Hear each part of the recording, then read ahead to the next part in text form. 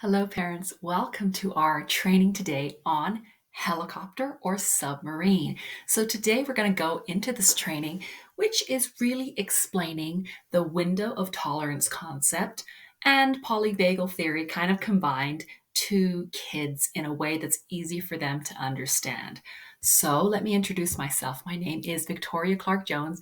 I am a kids and teen mental health coach. I am the founder of Victor Kids Life Coaching. I am also a parent and teacher educator. I was a school teacher for 15 years, and I'm also the mom and stepmom of five kids, ages 11 to 21. So, this is something I'm really passionate about teaching this psychoeducation to kids and teens. And I let them know that they don't have to wait until they're in college or they go to university and they have to take a psychology major to understand these concepts. Yes, some of the words that they learn when they're adults may not be the words that we use today. We're going to simplify it, but the concepts are easy for kids to understand. And that is what I'm trying to teach kids in the work I do with them, but also in the trainings I give to parents so that you can start having these conversations with your kids as well. So, because this is explaining the window of tolerance and the polyvagal theory and the different states that we get into for kids and teens, we're going to simplify the terms to make it easy to use and understand for really any age. Now, the window of tolerance was introduced by Dan Siegel in 1999. Polyvagal theory was actually introduced a little bit earlier. It was created by Dr. Stephen Porges in 94. Now, the reason I teach polyvagal theory is that it's slightly more up to date according to neuroscience and how the brain and body works. And that's, it's a bit more comprehensive and accurate according to how the body works. But I also teach the window of tolerance to kids because it's just another great tool when it is taught in this easy way for kids and teens to learn about their emotional states and also how to regulate themselves. So instead of using complicated scientific terms like parasympathetic and sympathetic, dorsal or ventral, we're going to use colors, animals, and symbols to represent these states, right? And so I'm going to be speaking in a simpler way. So you can even let your kids, I would say as young as 7 or 8, watch this training in order to understand their emotions and how to regulate them. So, first, we're going to start off with animals, using animals to explain these states. So, the first one we're going to do is the one in the middle, the puppy. Now, if you've had a puppy before or you've been around puppies, you've gone to the vet or the pet store, you know the puppy's energy. It's really excited, it's very friendly. They'll come up to you, they want to play, they want to jump all over you, they're barking, they're very engaged with you, right? And we call this energy puppy energy. And this means that they're friendly, they're feeling social, right? They want to engage with people and other animals as well, and they're also ready to learn, right? Next, we're going to go over to the left, our tiger state. Now, I don't know if you've seen a tiger at the zoo, but we've probably seen them on some documentaries, and you can see when they get angry, they are aggressive. They may be a little bit even defensive. They're trying to protect something. They don't let anybody get close to them. They will growl. They'll make loud noises. They're quite frightening, right? And the emotions that are associated with this state are angry, anxious, or any kind of activation. So when we say activated, we mean where we're feeling a lot of energy in our body. And we talk about some of the emotions later on. So a lot of times we associate it with angry or anxious feelings and emotions, but it can also be excitement, right? Anytime we feel a big emotion in our body. And finally, we're going to talk about this numb state that we go into, or opossum energy. I don't know if you know what opossums are, but they're like a little, about the size of a raccoon, maybe, and they look kind of like big rats, right? Now, they do have sharp teeth, but they don't have any claws. They don't really have any way of protecting themselves. So, what they do when they're attacked or threatened is they're very famous for playing dead, right? They literally look like they're dead. And animals that are even trying to attack them or eat them, they will leave them alone because animals typically don't eat other dead animals. They don't know if they're sick or if they, have some disease in them, so they won't eat a dead animal. And so this is how opossums will protect themselves or defend themselves. They'll just play dead, right? And so the energy we think of when we think of opossum energy is numb, kind of no energy, just being shut down, hiding, playing dead, not moving around a lot. That is the energy that we feel when we're in this state, right? Now we want to talk about it in temperature. So again, we're going to start in the middle. Think of being out in the sun, right? And I'm not talking like blazing hot sun, not in the desert or anywhere, just on a nice, warm, sunny summer day, right? You're out in the sun, you're probably feeling happy and the sun's shining on you and you're feeling like, think about being at the beach or maybe on a picnic somewhere, right? And you probably feel really good. The sun is warm and you're feeling like you want to move around and be friendly and social with people. And now let's talk about the tiger energy. What the symbol we want to use for that, the temperature we want to use for that is a bonfire. So really big, too hot to touch, right? It's going to want people to stay away from it a little bit because we don't want to get burned. And it's really big and it can get out of control. Right? A bonfire, we have to control it because otherwise it can just very quickly become a forest fire if it's out in nature, right? So it's a little bit out of control and dangerous. And now we want to move to the temperature that we will feel when we are in this opossum energy, which is ice cubes, right? Not hot at all, not dangerous. It could become, if we hold it for a long time, it can become painful, but think of it as cold. There's no energy coming from it, right? It's cold, it's numb, it's not moving, right? Not like fire. So we think of it in these three types of temperatures. The sunshine is that puppy energy. It feels good. It makes us want to socialize. It makes us want to engage with other people. Fire tends to keep people away, right? It can be very dangerous. It can get out of control. Or ice. We kind of just don't really want to be around it, right? It's too cold. We can't hold it for too long, right?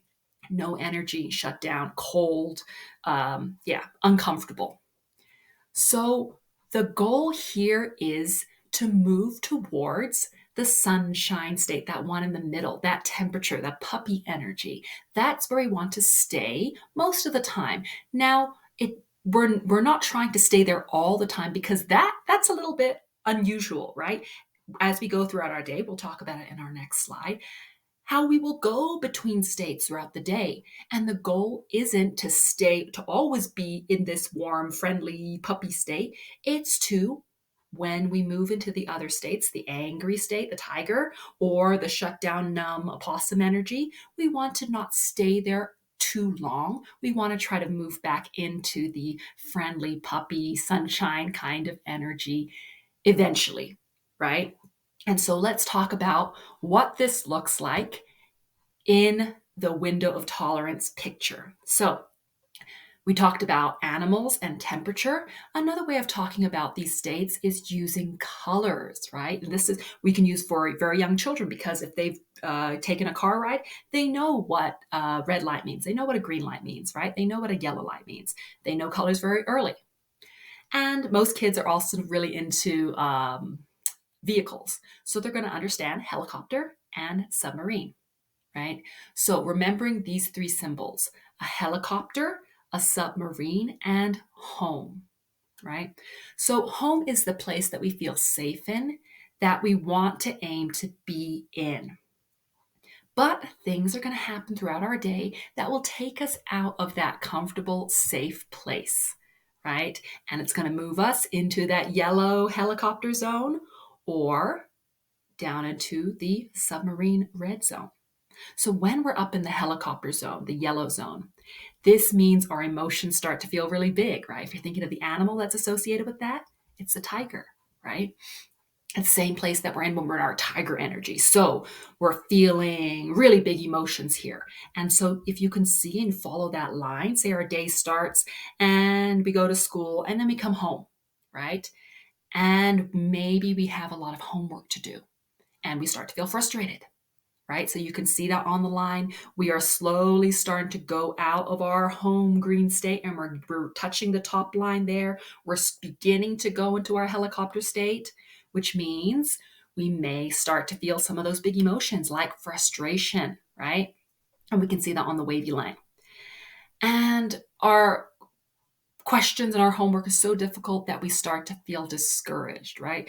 Maybe we feel like we're not super smart because the questions are so hard and we just want to give up. So you can see we fall out of those big emotions of frustration, and we fall down into that red zone, the submarine zone, where we're feeling a little bit shut down. We're discouraged. We just want to give up. I don't want to try anymore. This is too hard for me, right? And so for example, this when we're in that opposite energy, when we're feeling really sad, maybe we just want to give up. Now, in real life, our mom or dad might notice that, and maybe they say, "Oh, we need some help, and maybe we need a hug." Right? It's okay. I'm here. I'm here to help. Right? Come give me a hug. Right? And so when we get that connection, we start moving back into the green zone. Right? And we move there for a little bit. And then after homework, maybe we start to play some games, right? We get to play some video games, and we're playing really well for a while. So our mood's going up, and then we start to lose. Or maybe we reach a really hard level and we just can't get past it. Then what happens? Look at the line. It goes way, way, way, way, way up into the helicopter zone. And that is where we may start to lose our temper. We're feeling angry and we start to yell, and maybe we even throw our controller on the ground, right? We get angry and we start to behave in an angry way, like the tiger. We're back in our yellow zone, helicopter zone, right? And because we do that, our mom sends us to our room. She says, "Nope, you can't throw things. You can't be yelling. Go to your room to calm down." And then we fall very quickly out of that. We may stay angry for a little while, but then maybe when we're in our room, we start to feel really sad and alone. And maybe our mom comes to talk to us to check if we're okay. And we tell her, "Go away. I don't even want to be with you. Stay out of my room," right? We just want to curl up in bed and be by ourselves, right? So we're back in that red submarine zone. So you can see that there are so many things we go through each day that bring us out of our green home zone and into either a helicopter state or a submarine state, right? That is very, very normal. We're all going to go through some of these things as humans, right? Maybe not the same situation of computer games, but it could be as adults, we're frustrated by something at work, or we're stressing out about bills, or we're stressing out about responsibility or family, right?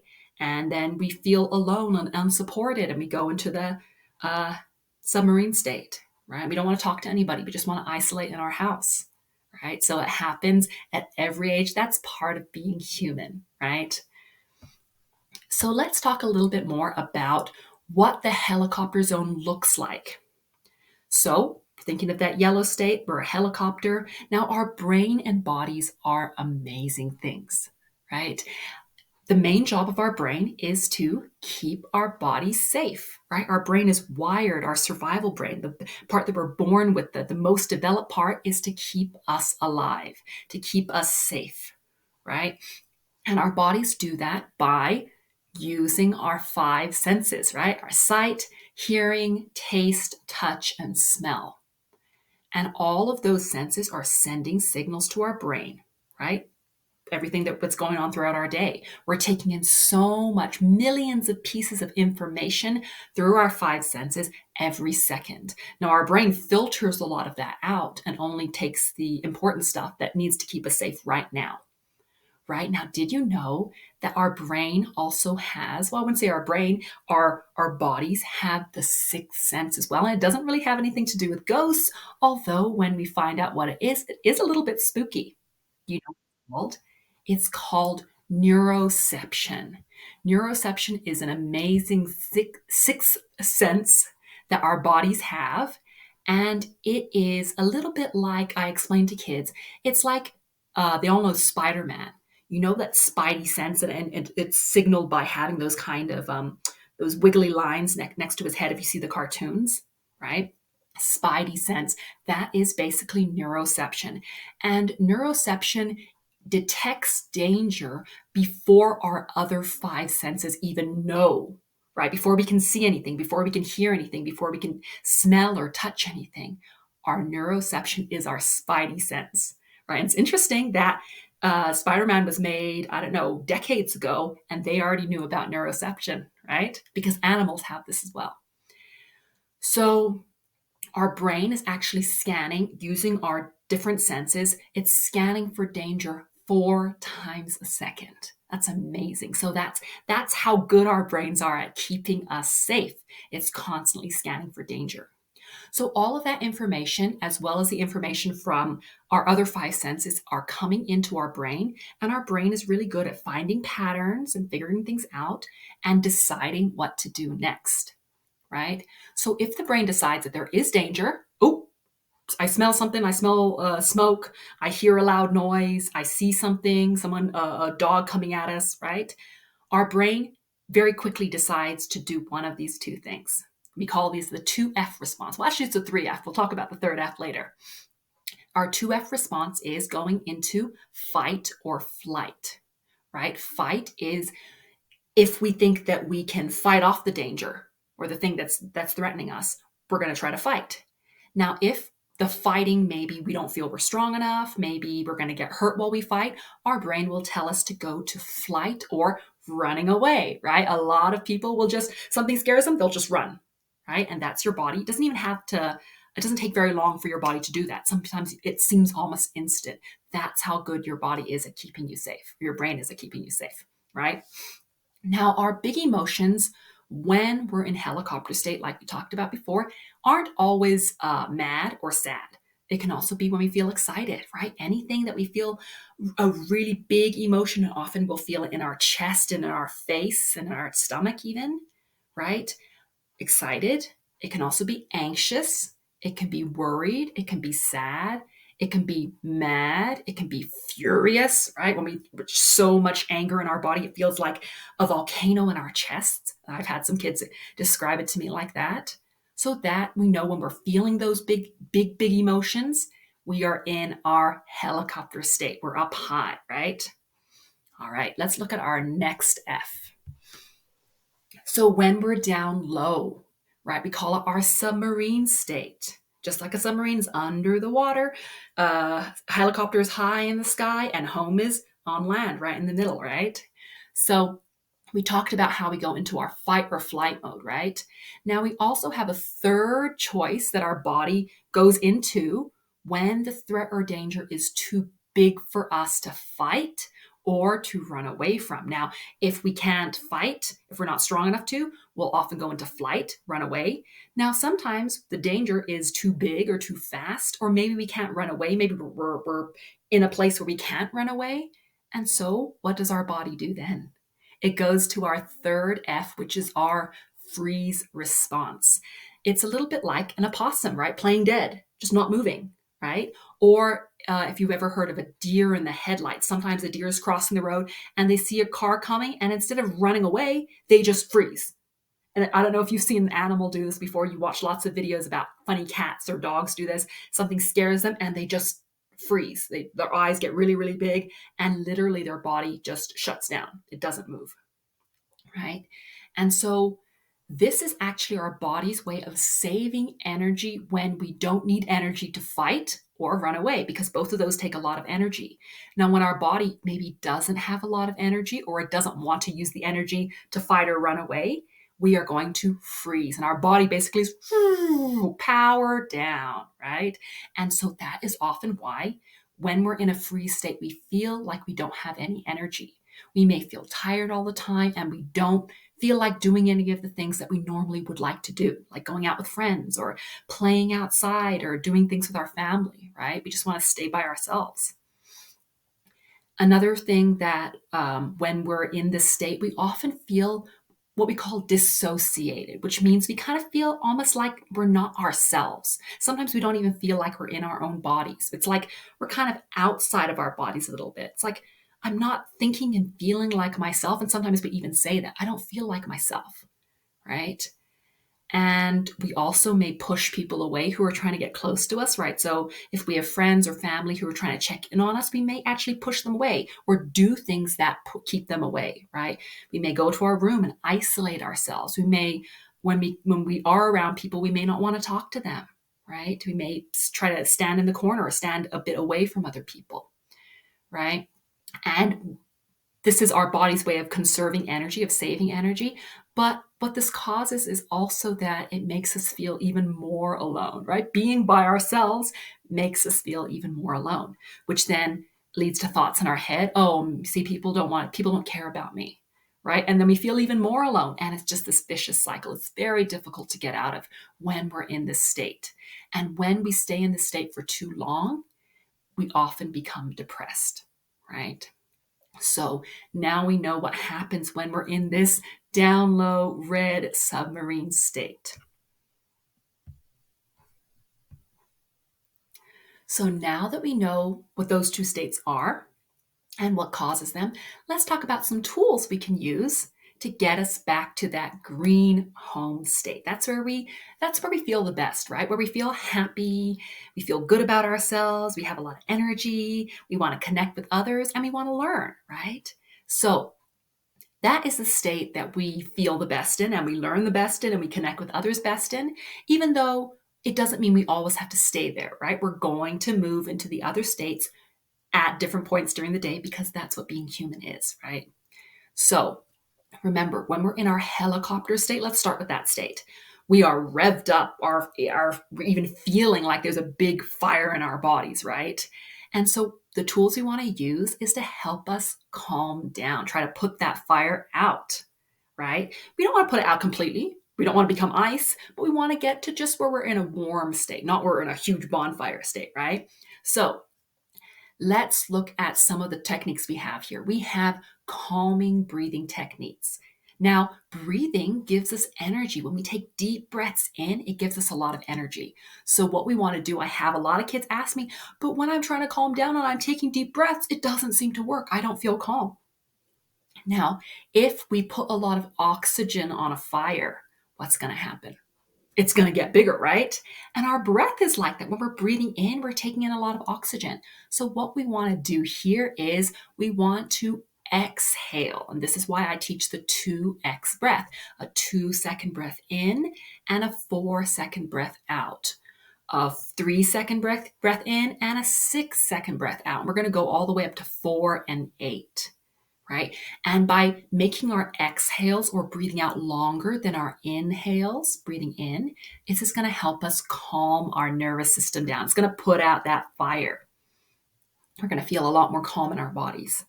Another thing also is using mindfulness and grounding. Now, I talk about a grounding technique that I use on my TikTok channel. It's also Victor Kids Life Coaching. We talk about the 5, 4, 3, 2, 1 method. 5 things you can see, 4 things you can hear, 3 things you can smell or taste, 2 things that you can touch or feel, and then 1 deep breath at the end, right? And mindfulness is simply staying in the present. So being aware of what's going on in your body. And that can really help when you close your eyes sometimes, right?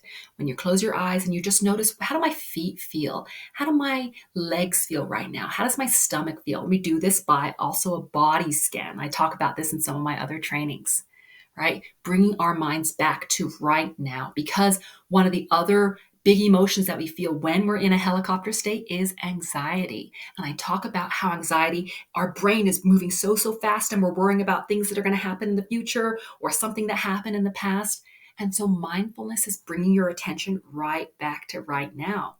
When none of these things are happening in the future, none of the things that happened in the past are happening right now.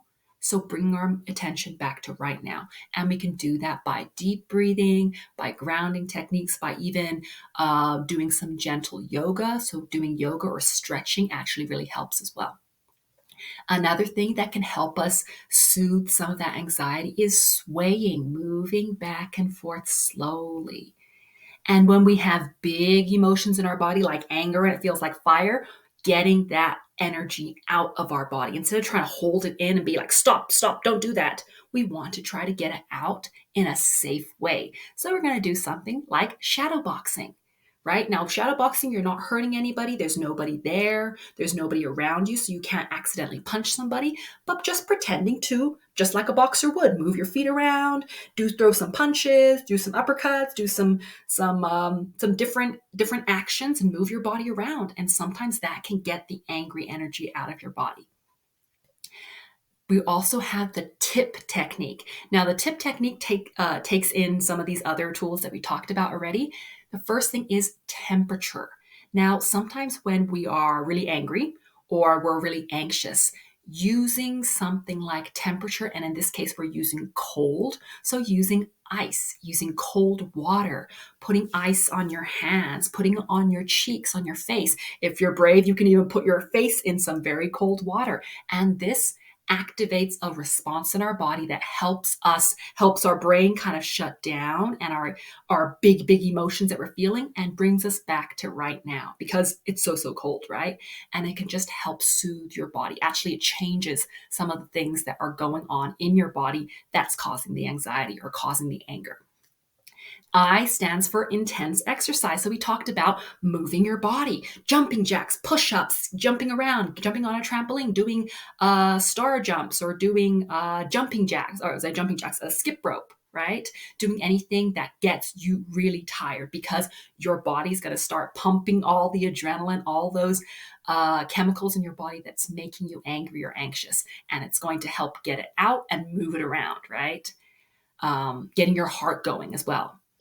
P, the first P stands for progressive muscle relaxation. Progressive muscle relaxation, I also call it squeeze and release, right? So we move through different areas of our body. We're going to squeeze the muscles. We start with our hands. We can squeeze our hands, make fists for 5 seconds, and then we're going to release it. And we're going to do that with our feet. We're going to do that with our legs, with our stomach muscles, with our shoulders, with our face even. Clench your jaw and release it. Right? And this can really help just get out some of that energy that's in our body, and also makes us focus on that area, which gets our mind off of worrying about things, right? And our last P is for paced breathing, which we talked about in our first calming breathing techniques. It's anything that helps us breathing, but not just the normal way we do it without thinking. It's actually bringing attention to how you're breathing by counting. So we talk about box breathing. 4 seconds in, hold for 4 seconds, 4 seconds out, and hold for 4 seconds. Now, this takes a little bit of practice, right? Because we're not used to breathing in this way. So there are many different kinds of breathing techniques online you can use. Box breathing, 2x breathing. We also have the flower candle breathing. Smell the flowers, big breath in, blow out the candles, right? Big breath in, strong exhale, long and strong, right? So any of those kind of breathing techniques can really help. And finally, we have challenge your thoughts, because most of the time in anger, we're angry about something, and the stories we're telling ourselves in our head make us even more angry, right? They did that because, they didn't like me, or they were trying to pick on me, whatever. Our emotions are fueled by our thoughts. Sometimes what we feel we can't control, because that's our body's natural reaction, right? But when we feel emotions for a longer period of time, they become feelings, right? Emotions are the initial sensations we feel. When we start to combine thought with it, why am I feeling this way? Then it gets to be a feeling. It gets to be a bit longer. And when we start feeling away for a long period of time, a day, a week, a month, it becomes a mood, right? So we can see how I know people use emotions, moods, and feelings and all those kind of interchangeably, but actually they're a little bit different. So when we're feeling something for a long time, and we start to be like, oh, I'm starting to feel this way, and I've been mad for like 10 minutes now, we want to start to check our thoughts. What am I thinking? What am I telling myself? What stories am I telling myself that's making me feel this way, or making me continue to feel this way? Right? And I can give a whole training. I teach, that's one of the tools I teach. It's the cognitive behavioral therapy triangle: thoughts and feelings and behavior. And so we start to challenge our thoughts. What am I thinking? What am I telling myself that's making me continue to feel this way? And if it's not helpful, let me try another thought that's going to help me get the result I want and going to be more helpful for me, right? Going to help me feel better. All right, now let's talk about our submarine, our icy submarine red zone, right? Because we think of our opossum energy and we're closed down and we don't have any energy. We want to start doing things that are going to give us energy, right? So, like we said, calming breathing techniques takes a longer exhale. We're breathing out slower and longer. The opposite is true when we're trying to get energy into our body. We want to take big inhales, right? That is really going to give us energy, just like a fire, right? We want to warm that ice up. So big, deep breaths in and very strong exhales. It's going to help bring some of the energy back into our bodies. We also want to start to incorporate movement, right? Because when we don't feel like moving, it's very difficult to feel frozen in bed to start doing jumping jacks, right? So, what we want to do is take tiny baby steps where we're moving a little bit at a time. And we can do that by when we're laying in bed and we know we need to get up, we just want to start wiggling. Start wiggling your toes, start wiggling your fingers, start wiggling your shoulder, start wiggling your legs, and gradually wiggle your whole body, right? And then gradually just shake, shake, shake, shake, shake, shake, shake, right? Get that energy moving in your body. And when we don't really feel like wiggling, or you're maybe like, I don't feel like wiggling, I don't like that, try patting. Patting yourself, that gets energy into your body, right? Patting or tapping, we also call that EFT, emotional freedom technique. And I teach the kids how to do that, to the different parts of your body you can tap on. And while you do that, you can also say things to yourself to help release some of that and some of those stuck feelings, right? Then we also have the squeeze and release, which is progressive muscle relaxation. But it's a big mouthful. So I just prefer to call it squeeze and release because it's exactly what it is. Squeeze, hold for 5 seconds, and release. And we do that with different areas of our body, right? That helps get some energy and some blood flowing in our body. It gives us more energy. And next, a lot of times when we feel shut down, it's because our body is telling us, our brain is telling us we are not safe. That thing that we are fight, flight, or freeze as a response, maybe it's still around. We don't feel safe. So we want to try to convince our body that we are safe. And we do that by doing something called havening. Or I tell kids it's called a pretzel hug because it looks like a pretzel that's crossed over. We cross our arms across our chest and we're very slowly going to stroke from our shoulders all the way down to our elbows. And we do this over and over. I can feel really safe. And as we're doing this, we can even enhance or increase the effectiveness of it by talking to ourselves the same way that you would talk to a friend, right? If a friend came to you and they were really scared, they were really sad, what would you say to them? It's okay, I'm right here. You don't have to feel sad. I'm right with you. I'm here to listen. You're safe with me, right? Tell yourself the same thing. And it sounds kind of funny talking to yourself, but it really does work. So, all of these techniques are very, very helpful to getting back into that green home sunshine zone. That's where we feel the best, right? And again, the goal isn't to stay in that place for the whole time. Sometimes we're going to go out and we're going to go back and forth with all the things that are going on in our lives. We're going to move out of our comfort zone, right? But try not to stay in the other zones for too long because it doesn't feel nice, right? Let's try to get back to the home zone as much as possible.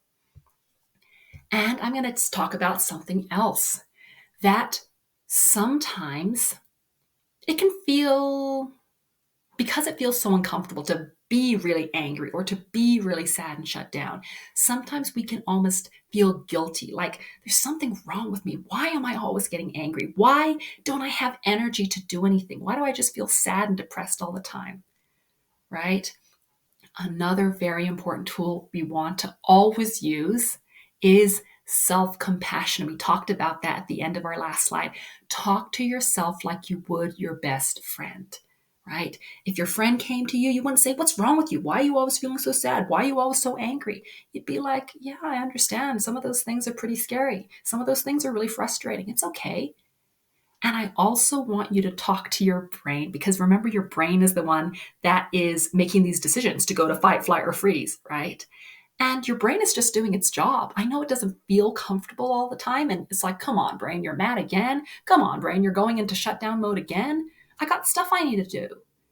So I want you to talk to your brain and simply tell your brain, hey, it's okay to feel like this sometimes. Yeah, that's all right. You're doing your job. Thank you, brain. You're keeping me safe, right? It may not always be effective to doing the things I want to do, but I get why you made that decision to send me angry, to make me angry, to protect myself, or to conserve and save my energy, to go into shutdown mode and not feel like I have any energy. You're trying to keep me safe. Thank you, brain. And also remind yourself that emotions are like a wave and that I'm not going to feel like this forever. It's okay. Thank you for keeping me safe, brain. And I'm not going to feel like this forever, right?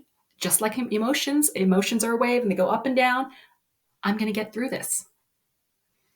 And one more thing I like to talk about is sometimes I have some kids say, I'm so sad. And so I did some of those tools and they weren't really working for me. I still felt sad. I still felt like I had no energy. Right. And so when you try the tools and you are talking to yourself in a compassionate way, thank you, brain, for keeping me safe. I understand why you made that decision. And it's if your brain is still stuck there, your body's still stuck there and you can't really get out of it, even though you tried the tools. Sometimes the tool we need most is time, right? It's okay. Sometimes we just need to feel sad. We don't have to move back to green home zone, remember? We don't want to stay in that red zone for, days and weeks and months, right? But sometimes staying there for a few hours, that's what we need, right? And so telling people sometimes when you're feeling really sad and someone's saying, "Oh, let me cheer you up." And you're kind of like, "You know what? I kind of just want to be sad right now. Is that okay? I'm just going to go to my room and listen to some sad music and cuddle up or cuddle the dog or something, and that's okay."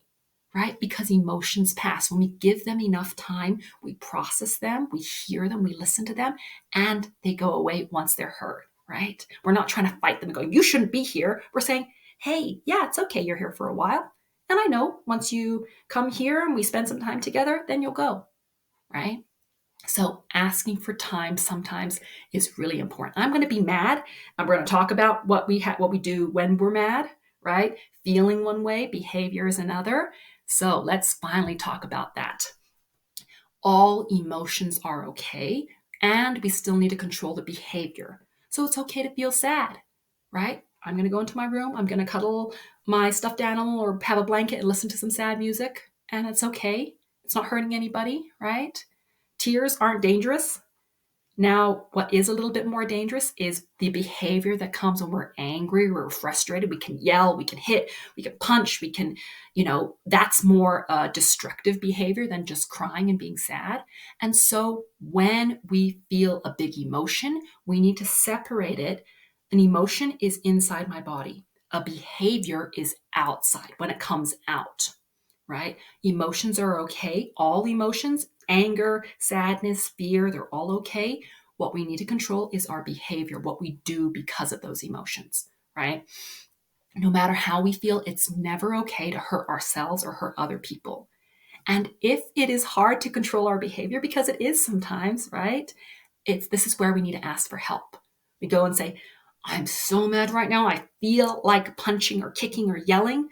I need some help. Could you just like come with me and talk with me? Or could I go to my room because I don't want to yell or punch anybody right now," right? Learn to ask for help and learn how to control your behavior, right? So, finally, I want to ask you a question. What are some situations that make you go into helicopter or submarine mode, right? It could be someone yelling at you. It could be noise. It could be homework. It could be when you're going into an exam, you're really, really stressed out. It could be when you're playing a game and you lose and you're getting so frustrated and angry. It could be your brother or sister or someone in your family is annoying you, right? All of these situations cause our emotions to go up and down, right? To go into the different zones. And so start to notice, because everybody's different. What might make one person angry might make somebody else go into submarine mode. What might make one person go into helicopter mode and get angry might make somebody else shut down, go into submarine red mode, right? So everybody's different. Learning to understand your behavior and the zones that you go in when different things happen, that's going to help you learn to know what tools to use. Just like on our page, we talked about what tools we use when we're in the yellow zone and what tools we use in the red zone. So understanding what zone am I in right now, what am I feeling, and what tools can I use to help me manage my behavior. All right, it was great to have you watch this training today. Thank you so much, and I hope you learned a lot. And I encourage you to also watch some of our other trainings. Thank you, and I will see you soon. Bye for now.